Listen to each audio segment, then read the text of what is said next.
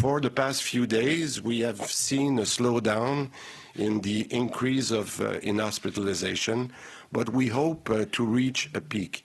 But that's not the case yet.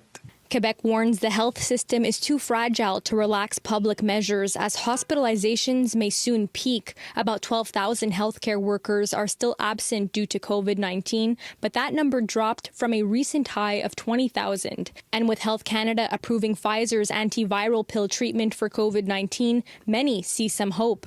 Antivirals are good news, but in the short term, our best weapon still is the vaccination.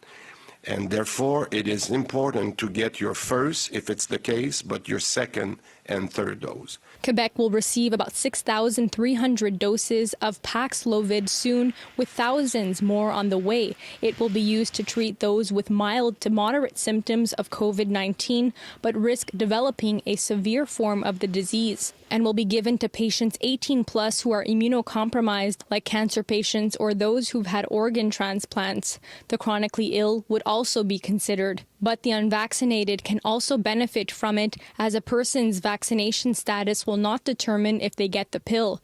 If eventually an unvaccinated person gets Paxlovid, and by doing so is not in the ICU and allows us to restart surgical procedures for the use of those beds, well, then that can be a valid use of the medication.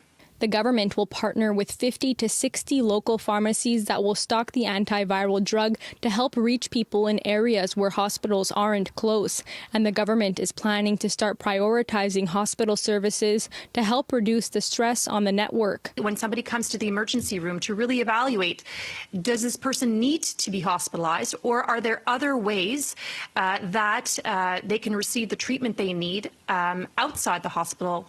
So, for example, home care. The Jewish General Hospital has an innovative program where they're treating some specific targeted patients with COVID with oxygen at home.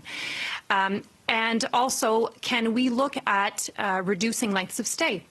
So in Quebec, overall, we have longer lengths of stay for most illnesses compared to other jurisdictions. As of Tuesday, Quebecers must show proof of vaccination to enter the SAQ and SQDC, and the vaccine passport will expand into big box stores next week. We know it's difficult, and I'm hearing a lot of comment on the ground from my colleagues, from the people I know, from restaurant owners, from gym operators. We know it's tough. It's tough for everybody.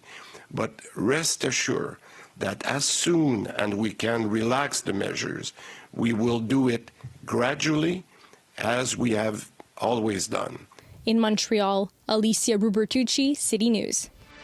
Next.